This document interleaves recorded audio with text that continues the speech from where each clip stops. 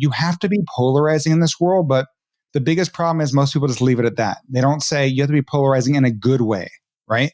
If you're polarizing in a negative fashion, you're being mean. Like that doesn't help or add value to anyone.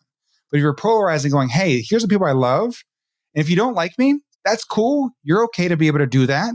You do your way, that you're going to draw in your tribe, and you're going to push away the people that are just going to take your time, which is the one resource we don't get back. And I think in a world of AI now more than ever, trust is more important than ever. When people want to trust the person, not the brand. Josh, how you doing?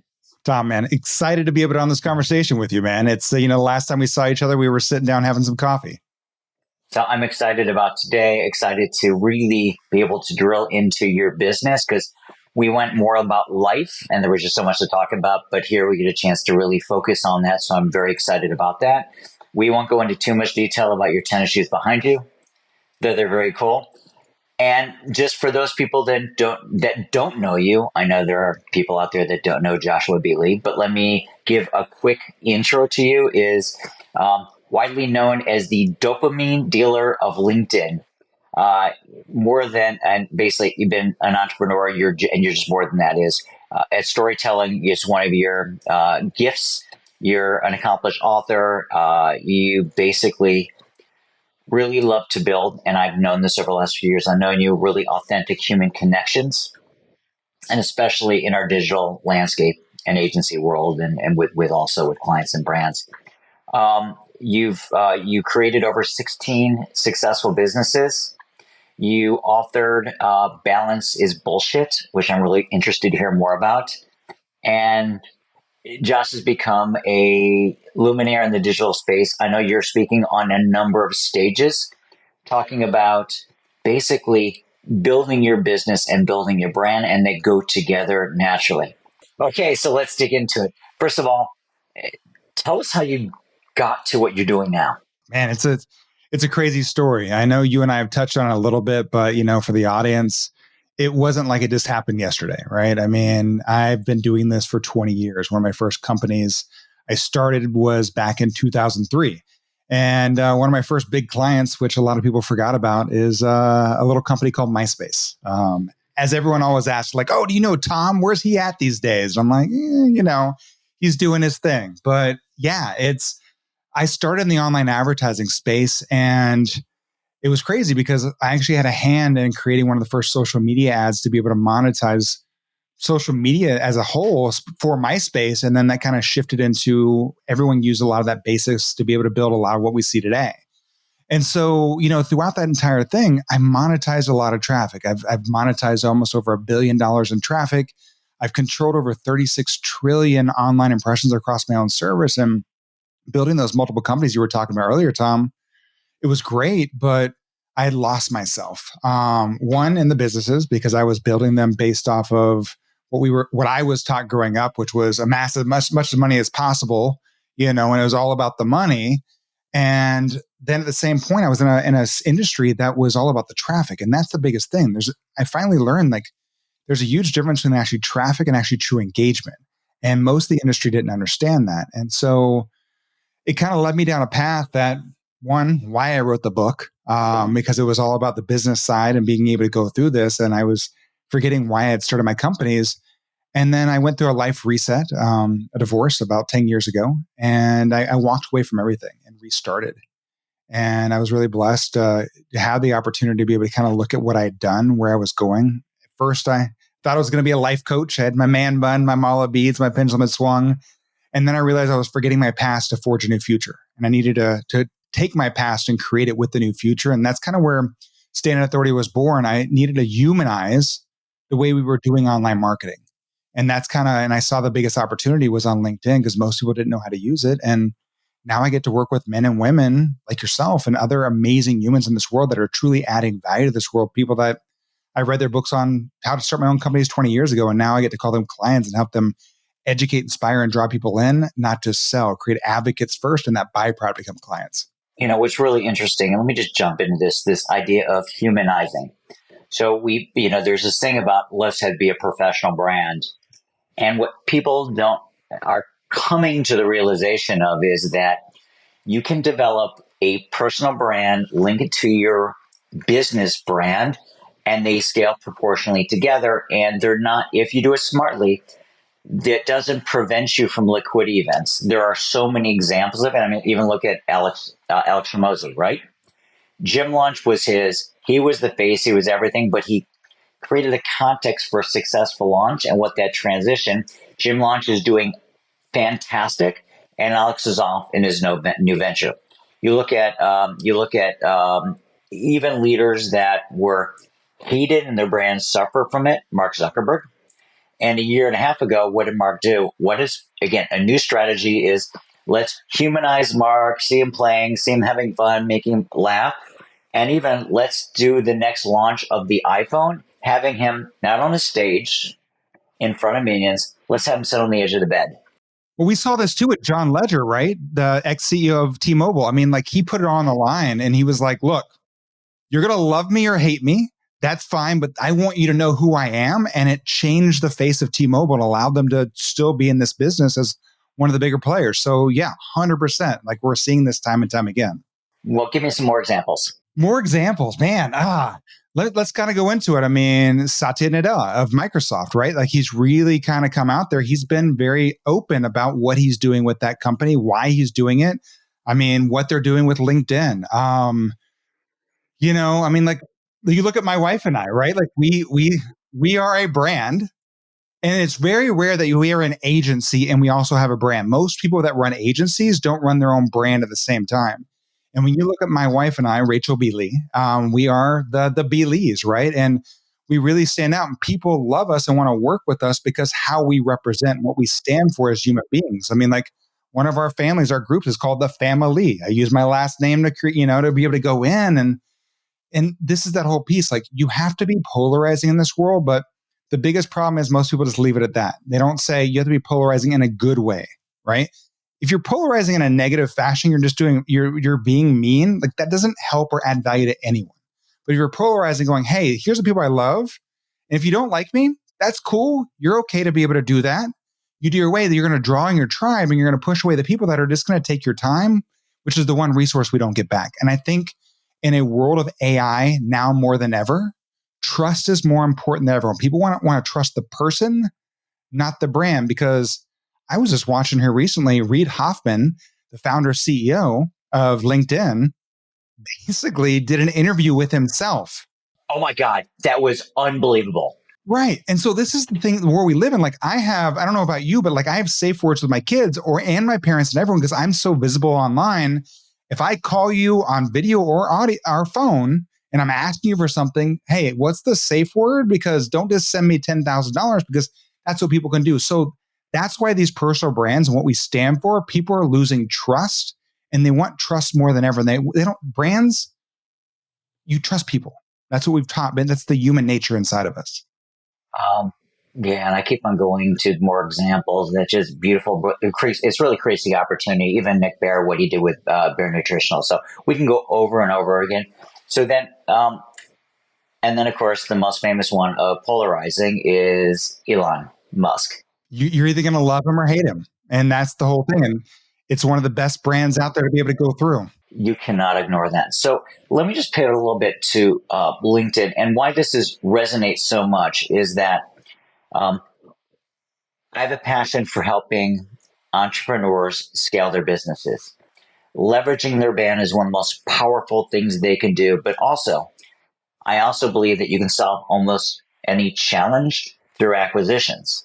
I also believe firmly that it is easier to scale your business by doubling or tripling your profit, your EBITDA through acquisition than figuring out how to do it organically.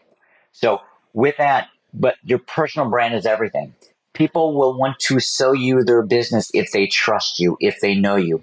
The more social content you put out there, they get that connection. They feel like they have that relationship. And what's powerful is that if you're producing the social content, where are they absorbing it? In the most intimate places. You're in their house. So you're actually part of their family and they feel connected to you when they see your social content. So even though they never met you, so when they meet you and you want to acquire their business, they feel they have the relationship and there's a level of trust and you want to find out what someone's about. You can go online and find that out versus selling my business to someone is socially invisible. I'm worried. I'm concerned. They don't exist. So talk to me about your journey with LinkedIn, how you see it being successfully used, and the opportunities that are there. Tom, you're 100% correct. I mean, in this world, the first thing that people do before they make any decisions are going to look you up online. And one of the most trusted platforms out there is LinkedIn, right? People believe that there's not, fake news as much as you will see on the other social platforms. We're getting into a point now where I was just talking with a younger friend of ours, and that generation is not even liking the quote unquote social influencers because they're finally realizing, because you and I have been doing this for a long time. We know that there's a time before the public realizes what's happening. Once they realize, then it kind of goes back down again. I mean, look, I worked with Google way back when. I mean, there was a time when people didn't know what sponsored ads were, those first two results. And now that we know, I guarantee you 90% of the people listening always skip past those first two results on Google and go in. And so that's that same thing with social media influencers, that people are going, well, I think I know now they're paid to be able to say these things. So they really actually don't have any care about that. And so that's what we're looking at. We're looking in a world like LinkedIn where people are going to go to be able to look at your business, who you're associated with, and what you stand for. And if you don't have that, you're going to be missing the boat, right? Because they want to be able to understand, in my business, all the things I've bet on a person rather than an idea every single time, because ideas come and go. The right person can make an idea come to life. And so that's what I want people to be able to understand with a platform like LinkedIn. They're owned by Microsoft. So one, Microsoft has been around for a long time, and they're one of the biggest companies out there. So if you're betting against Microsoft, you're making a bad bet. Maybe one day they're going to be dethroned. We see it go back and forth. And so because of that, they've also, Microsoft, let's be honest, owns, AKA doesn't really own, another little company called OpenAI. And so the future of business, the future of search is going to be changing here very soon. It's not what we look at right now. We go to Google and get a whole bunch of list of results. We're going to be moving to what's called generative search. And generative search is, Tom, you're searching and it's going to give you bits and pieces of what you want to be able to find, specifically designed for you. Well, how do we actually shift and change to get ready for the future of business? Because that's what people are looking at. It's LinkedIn, man. They are doing, and you already mentioned his name, Elon Musk didn't buy Twitter or X, whatever you want to call it, because he wanted to own a social media platform. He wanted to understand and own the human algorithm on that platform to create his next XAI. And that's what LinkedIn and OpenAI are doing because of Microsoft. They're using LinkedIn as a basis of generative search to be able to create the algorithm.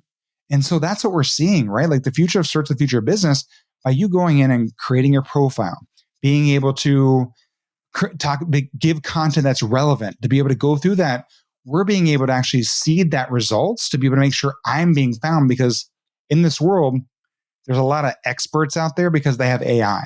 And most people don't have any clue what they're talking about. They're just regurgitating what AI just told them. I want to be the authority. And so that's what business owners need to understand if they want to be acquired, or they're looking to acquire others to be able to grow their business. How are they seen, or how are the people they're researching being seen, and where's it going? I know I said a lot there. And I'm going to unpack it in phases. And let me just start with impact, because the challenge that we have as leaders, as CEO, as founders is the thing we cannot create is time. We're trying to compress time, and therefore it's all about leverage, input versus really significant output or results.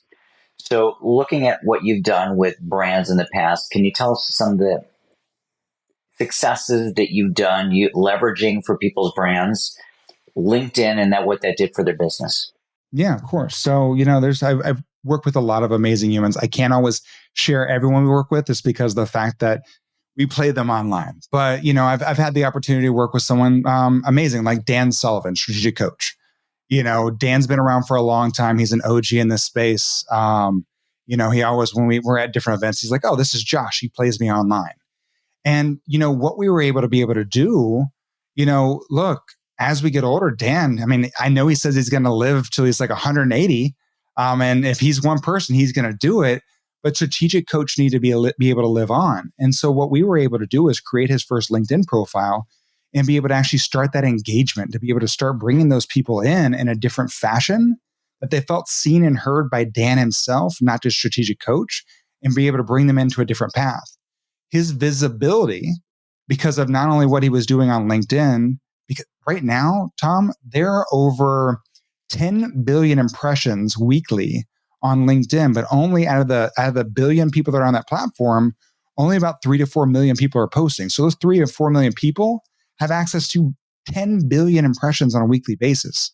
So like you're not competing like the other social platforms. So now you have visibility on LinkedIn with an audience. Average income is over $120,000 a year.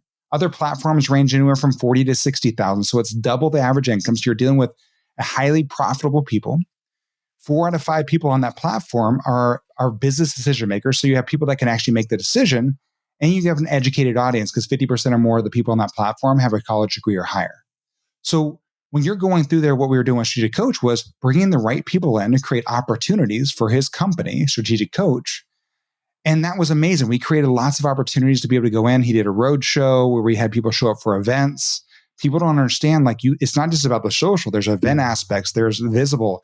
And that indexing I was talking about, this was pre where they're at right now with AI. But with Dan, we're going through, and because there's the Moz score, the MOZ of how you actually index on Google was 100 out of 100 on LinkedIn. So every time I'm putting his profile, I'm updating his company, we're going through and putting content, I'm not only being found and searched on LinkedIn, I'm also getting on first page results on another big platform called Google, where we all go currently right now.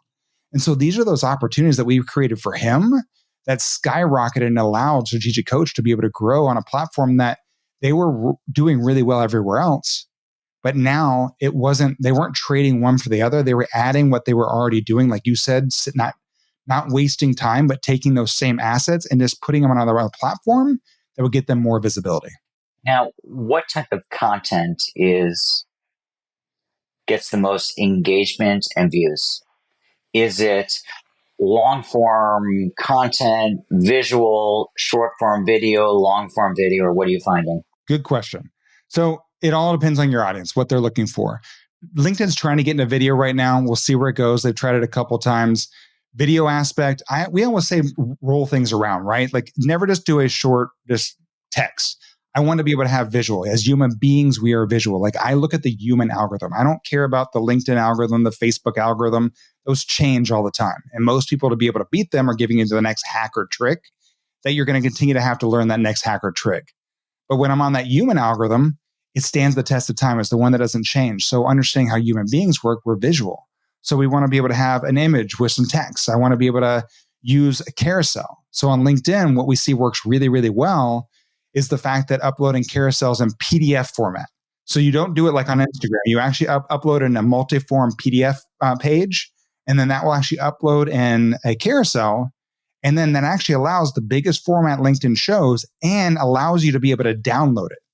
So it works a lot of different ways because now your audience can download that. And if you have branding on there, when they go back, they can remember who they got it from.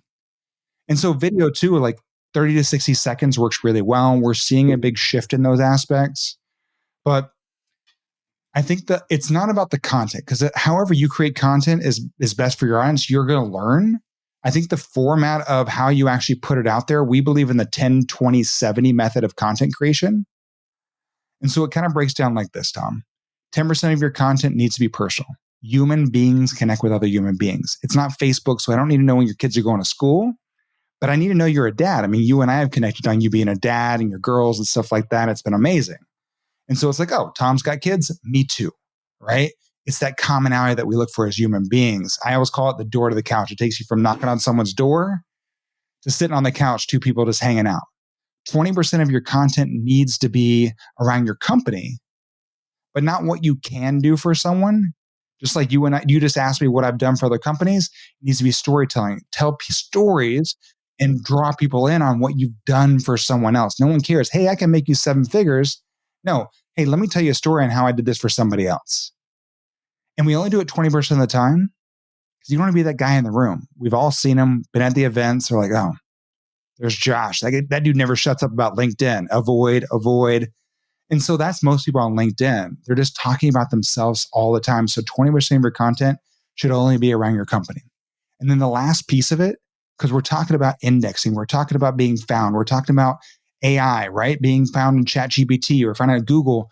We want to be an aggregator of value. My wife always makes fun of me a little bit because I've been in this industry a while. So I go, it's kind of like Yahoo back in the day, which she's like, no one uses Yahoo anymore. I'm like, I get it, but some of us remember Yahoo was that one page we used to go to. It aggregated all the different content we wanted on one page. I could see it. And so that's what I want everyone to think about with your LinkedIn page. How can you aggregate the value, even if it's not yours? If you're the one place that people go, like, I'm going to go to Tom's every single day on LinkedIn because I know he's sharing the best tactics and what's going on in the M&A industry. I need to be able to go and see him. You become a destination website. So 70% of your content needs to be around that, educating and inspiring your audience.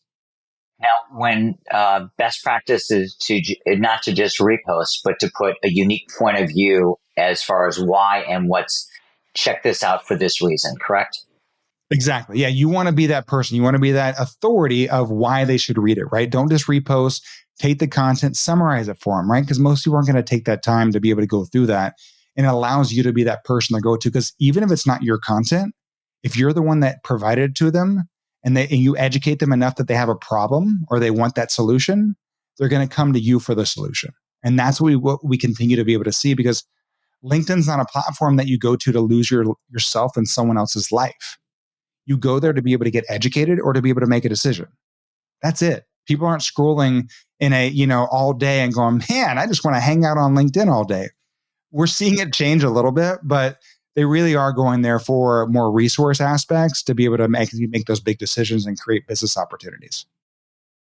No, I'm trying to train my TikTok on, I just want great educational content that's great for me and get me rid of all the other stuff. But unfortunately, we're not there. So I wish LinkedIn had a version of that. So this is the Deals and Exit podcast. And we're talking about leverage. So what is and a deal can be an acquisition, could be a merger, could be an exit, could be a branding deal, could be a licensing, should be a strategic partnership.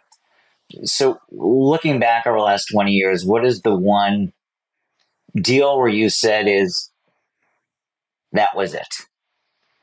Regardless of whatever that means for you, that you just smile when you think about it. I've got a lot that I could tell you that wasn't it. I've definitely made a lot of those calls. I remember one time a handshake deal that I was in Vegas at a club there with a buddy of mine that just sold his company, and he's like, "Hey, I'll sell you, the code of for my platform right now. It'll jump you around 1.3 million." That ended up costing me 10 million over the next year because I didn't do my due diligence. Okay, wait a second. You did a bad deal in a bar in Las Vegas, in a club, on a handshake. Okay. And you probably had some alcohol in your body. So there's some things that were contributing factors. And even more so, we were actually playing blackjack up there. So we were already sitting there trying to, be like, oh, I've got the better hand and things like that. So like, look, I learned, these are the things. I was cocky, but at the same time, I was raised to be able to, I was raised in Texas and I was raised on that handshake deal, right? To be able to trust others. And, I learned my lesson, and it was a hard lesson because that happened right around 2007. So right before 2008. And I mean, like, we all remember 2008 was pretty rough.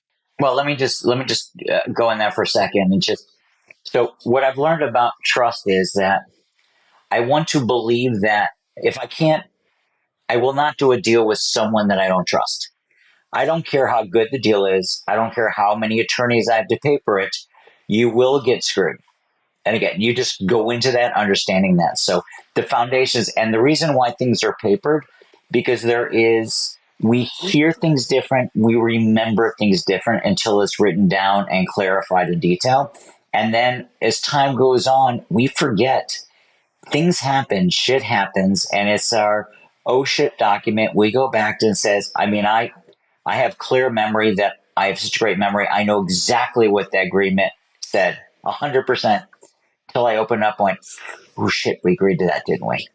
And so therefore I believe in having things clarified with documents, and then um, doing your due diligence, because even with people with the best intent, they might have missed something so obvious of a risk factor that was missing. Therefore, you're doing yourself both the service by really doing your due diligence. And deal momentum is extremely powerful, and it what keeps most deal alive, the momentum. However, you can't get commitment bias lead you, and a desirability bias lead you blindly that you do things so quickly you basically miss the key steps, which I've done. I mean, I can think back just 2 years ago, I did a deal for that reason, and I moved too fast, and it cost us dearly because I basically is um, desirability, wanting to help out, thinking I was doing the right thing, and not looking at all the warning sign and thinking that I thought clearly of all the downside.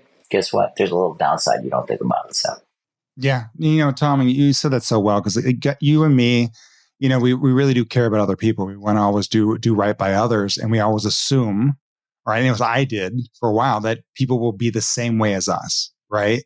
You're coming to the deal with respect. And we can't believe that. And it hurts a lot of people because they assume, oh, well, this person, if I respect them and I'm going to do this, they're coming to the table with the same thing. And it's not always. And that's why you said, if you don't respect someone and really trust someone, it's really hard to be able to do. And you talk about the document as well. Like I always tell her when anyone's like, oh, well, I don't do contracts. It's okay, man. I have trust in you. I said, it's not about that. It's not that I don't trust you. It's that I respect you. And the reason why I'm doing this contract, I'm doing these documents is out of respect, because I don't want to lose. I want to make sure we've got it all down. You respect me, respect you. So if we ever go down, like you said, a couple years later, we can go back in and go, okay, we did say that, right? There's no he said, she said kind of stuff that goes through. So I always look at those things as a respect, saying, hey, man, I'm getting an agreement with you because we respect each other. there's also a category of people, which is an interesting one, which I'm going to say there are those people that will take advantage, and some people take advantage and they're not ethical. There are those people that basically they're the Warren Buffett, Charlie Mungers of the world. Integrity, they do not take the last piece of meat off the bone. There's something about relationships that they very value, and their reputation. There are people out there that fit another breed that is kind of in between. They're transactional. And therefore everything is a quid pro quo. Everything is a transaction. And if it's not clearly documented, they'll take out all the money off the table. Not that they took anything or they did anything dishonest. It's just everything is transactional, and it's something that I don't know. I've seen enough dishonest people in the world, and I've come across them, and I have a sixth sense about them, and know how to handle them. And I'm going to say in general, because I'm fortunate that I can sense them in many ways and find them out, that I've been able to give the benefit of the doubt and trust. And I've never, very seldom have been screwed from just really bad people.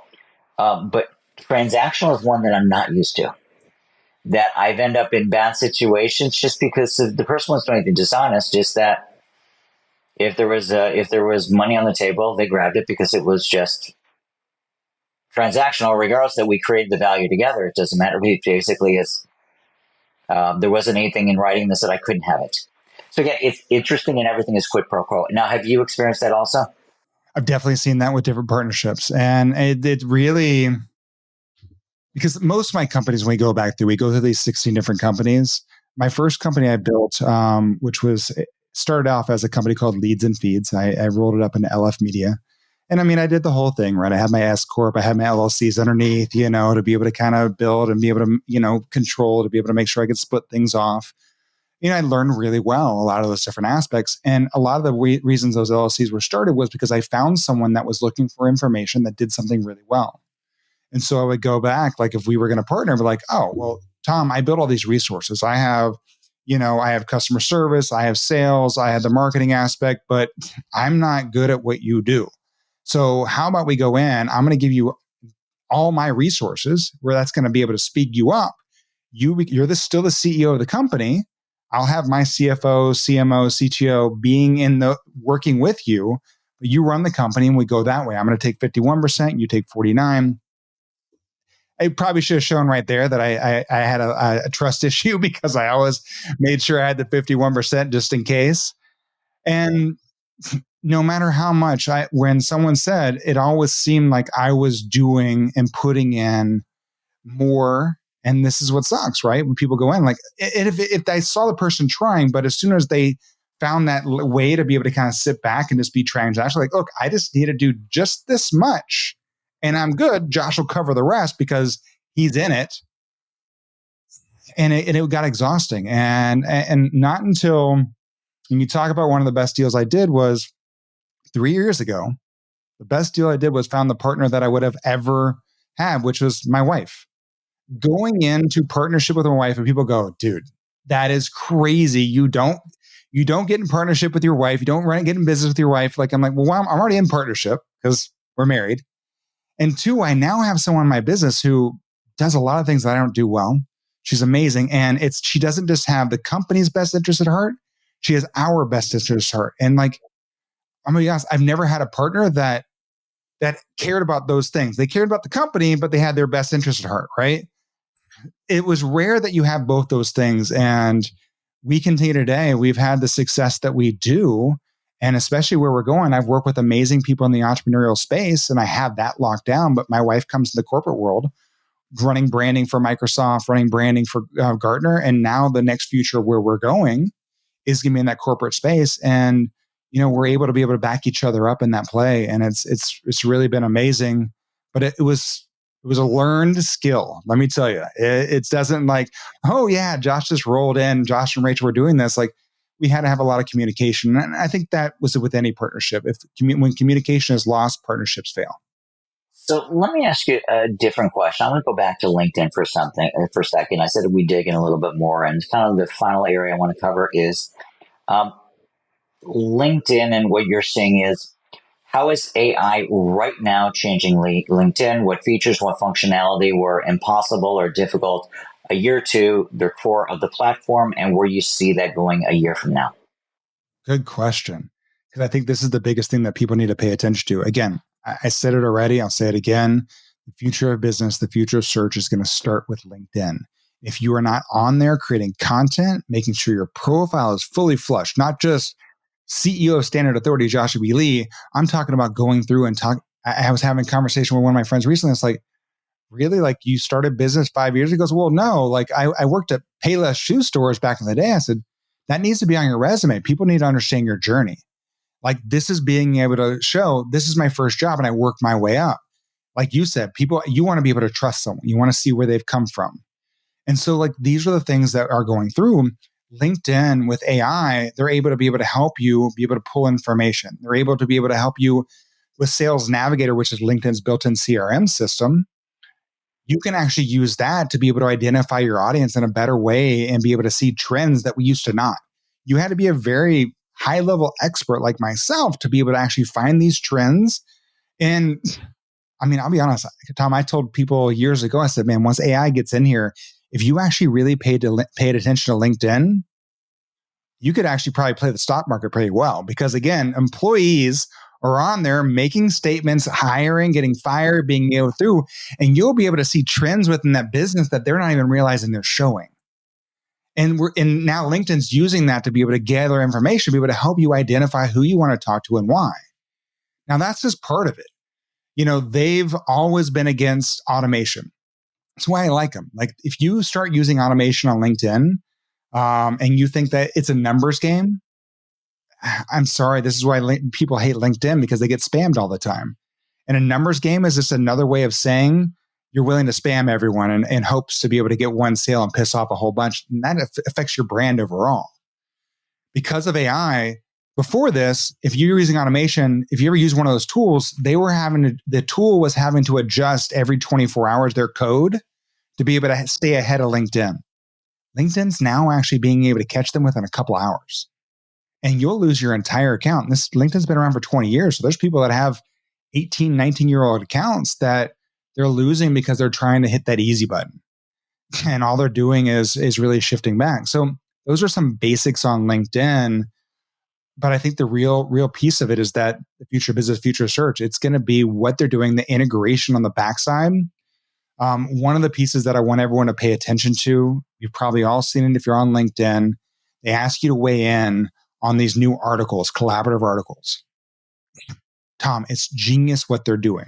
So Elon, as I mentioned, used Twitter to be able to index, and he had to be able to kind of find all the information and hope people would do it. Well, now LinkedIn went in and said, well, how about I just do this? Like, I'm going to have AI create articles that we need in every vertical out there. And then I'm going to gamify it and go, hey, Tom, if you add in to M&A article X, Y, and Z, 70 characters, not a lot, and people like to be able to go in and say, wow, this is of great information, we're going to give you a badge and say, you're a top voice in M&A. So now they gamified it, getting people excited because, everyone likes shiny badges. And now they're getting that information specifically in every character and every kind of vertical they could ever imagine to be able to make sure when that generative search launches with Microsoft and OpenAI, it's going to blow everyone away. And that's where I want people to pay attention to now more than ever. I appreciate you. I value. Excited to hang out with you in Nashville and appreciate it, brother. Thank you, my friend.